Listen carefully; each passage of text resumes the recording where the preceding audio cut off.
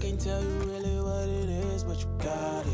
Makeup in What's up, y'all? We are 36 weeks, and there is so much that's going on. This ride of pregnancy is such a roller coaster with so many ups and downs. And y'all, lately, there's been some downs, okay? Down in the sense that I feel like I'm completely unprepared. I bought some things, but there's still more things that need to get done. Plus making sure that I'm taking care of all the things with my business, on top of making sure that I'm taking care of all the things for the girls and trying to get the house in order. And I'm just completely overwhelmed. But at the same time, I'm constantly reminded of the joy that I am feeling and experiencing with the fact that this baby can be here literally at any moment. We're here. I am so excited. One, to be taking y'all along this journey with me and to just be experiencing it and living it. I'm gonna be realistic with myself because I know that I'm not gonna be able to get everything done that I want to get done. I've just spent the last hour or so updating some things for one of my products for my business and responding to messages, and whew, it's a lot. Now it's time to switch over into mommy mode. I'm not gonna say what we're gonna do today because I don't know what we're gonna do today. We're just gonna take it piece by piece, step by step, and what gets done, and what doesn't. I was supposed to get a lot of this done yesterday, but I was just so completely drained. So I just decided to, you know what? But today we gotta get it done. Let's get to it. 36 weeks, y'all. Woo! By the way, the baby still has no name. So this is my current work setup. Yeah, I got the juice boxes and the leftover pretzels and snacks from the girls this morning. Got my bouncy ball that I'm using to sit on. I'm using one of the girls' step stools to hold up my computer because it was just like really low for me. I have been working with the girls since they were little babies, here and there, learning how to read and learning their sounds. They're getting ready to go to school. We haven't decided necessarily what we're going to do. Are we putting them in public? Are we doing private? Are we gonna do some kind of half and half homeschooling? With those decisions on our minds, I have been, just here and there kind of doing like a little bit of like homeschooling with them. I just know that regardless of what we choose and decide for them, I want them to be ready with reading and math. I want them to have a head start on that.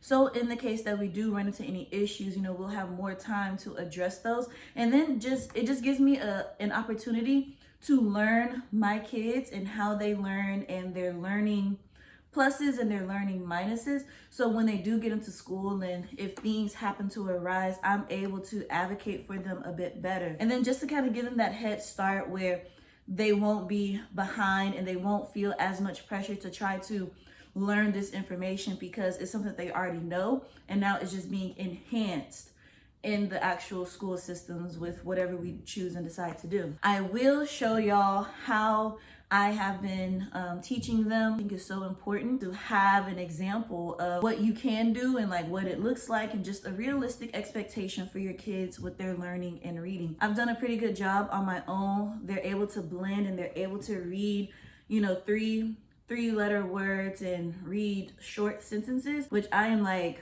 completely blown away to like know and realize that they're able to do that. So I did grab this homeschooling curriculum, the good and the beautiful, and I'm going to use that to supplement along with what I've been doing with them. Using this curriculum is going to give me a guidance and a guideline of like what else they need to know on top of that, to go a little bit deeper, to make connections, to be able to use their minds and brains, to write, to tell stories. All of that stuff all needs to be included as well, and this just helps to give me a good framework and a good reference to be more structured in teaching them that. Completely free to download, which is completely awesome. Disclaimer really quickly, I was a teacher for 2 years, taught 6th grade ELA, and my family, they're all teachers, and so teaching is kind of like a thing for me. So like how I think and how I'm able to do and accomplish things maybe a little bit differently because of that. Although being a 6th grade ELA teacher, they did not teach us how to teach kids to read. They're expected to know how to read in 6th grade,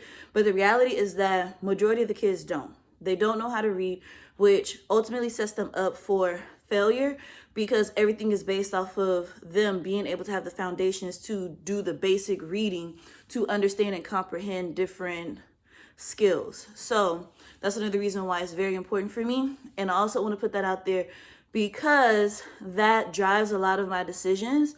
I feel like because I am a teacher and just because of the internet, you know, making you think and feel like these are the things that you must do. These are the things that you have to do. It's questionable if you don't teach your own kids, especially if you have the ability to do it. You know, it is what it is. I strongly struggle with feeling like any other teacher is adequate for my girls. I've tried them with different things and everything was just like, nah, this isn't it. And that's another thing that makes me concerned and worried about the public school systems. Like, if this is their method, and I know that this is not a working method, I know that this is a forced method, then why am I gonna send my kids to this place to learn in that way when I know that that's not effective? Taking it upon myself to teach them so they have those basic foundations, and then whatever happens in school, they'll be good because, you know, mama did her thing. So let me show you what I've been doing. You don't need to spend money to teach your kids the sounds and how to read and the basics. You don't need to spend any money. Then I took a Sharpie and I wrote all of the letters,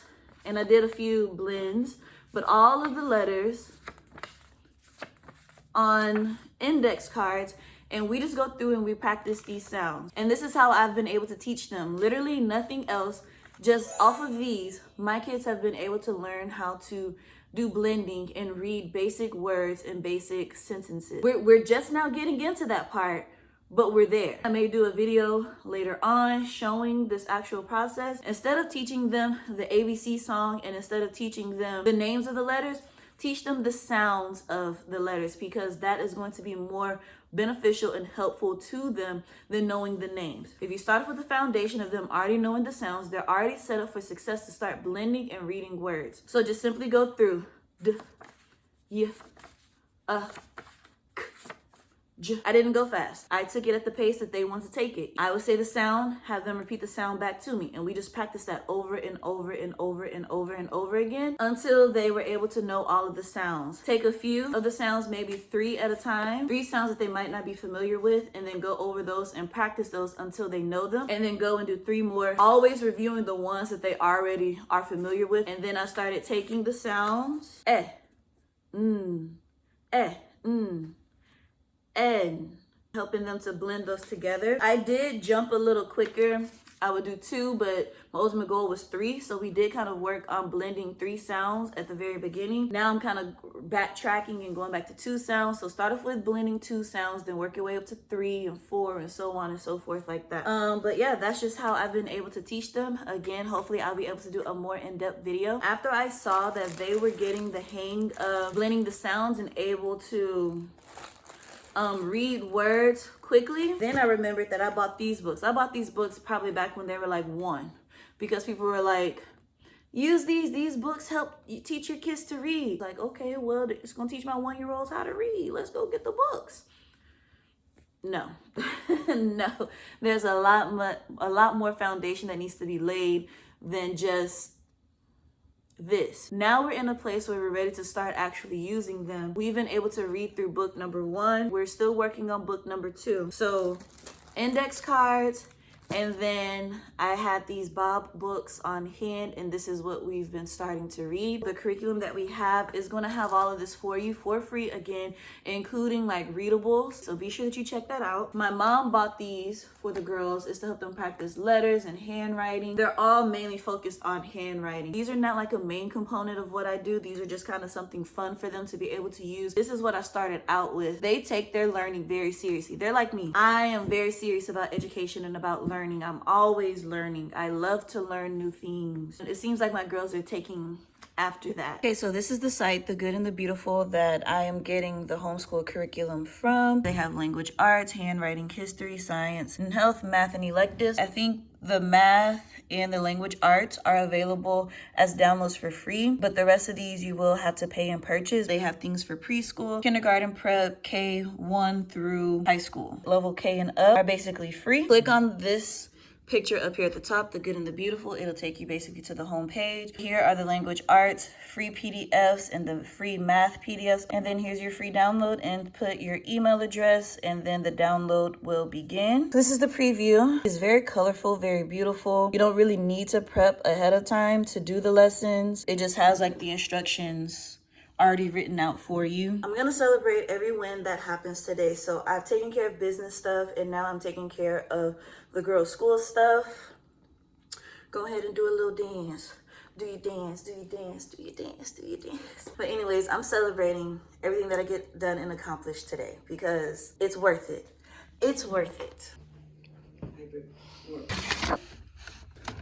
I've printed out all of the papers and I have these binders with these plastic inserts. See what can be salvaged and used. I made these way back when they were just a few months old, and I made these binders for them because I wanted to like write like special notes to them, to the girls, so when they got older they would have it and they can like refer back to it and like have scripture and things to take with them. It says, be kind to one another, tenderhearted, forgiving one another as God in Christ forgave you. But only did this one page and then I never went back and did it again. And then this was just like some worksheets that I had when I was like having them practice their writing that, you know, we just kind of abandoned because that's kind of what I do, but that's cool. That's cool. Things happen. So I did go ahead and do our first day of trying out the good and the beautiful with our girls, and I was not able to record it, y'all, because I was so stressed by the process.